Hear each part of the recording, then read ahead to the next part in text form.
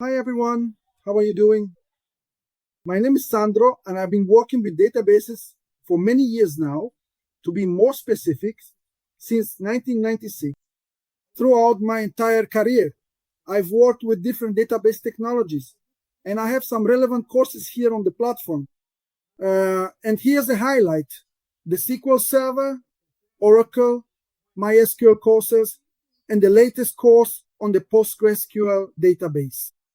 I invite you, whether you're already a PostgreSQL DBA or want to become one and need to improve your knowledge about high availability, to take part in this course. Okay? This is certainly one of the main tasks and one of the most frequently asked questions in any job interview if you're applying for a position as a PostgreSQL DBA.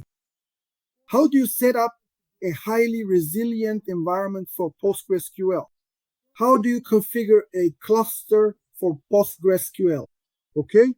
So in this course, you will learn step by step how to prepare the environment with clustering and with other technologies that, when combined with PostgreSQL's cluster technology, will enable your environment to achieve high resilience.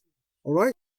So in this course, you will learn how to install your PostgreSQL environment on Linux. You will learn basic Linux commands. You will learn how to work with virtual machines and how you can configure some machines to work within a PostgreSQL cluster. Okay? We will learn how to configure some technologies like Patroni, etc., HAProxy, Keepalived, and other technologies, and how these technologies, when used together, will bring high resilience to your environment. Okay? And when you have a problem with one of the nodes that are part of the cluster, how do you make it so that the application doesn't even notice that one of the nodes went down? All right? How do we configure some of these technologies to make the environment not only highly resilient, but also to make it transparent to the application when there is any issue within this environment? Okay? My name is Sandro, and I invite you in the next class to start the Linux installation, where we will set up the entire environment, a PostgreSQL environment, to work within this cluster.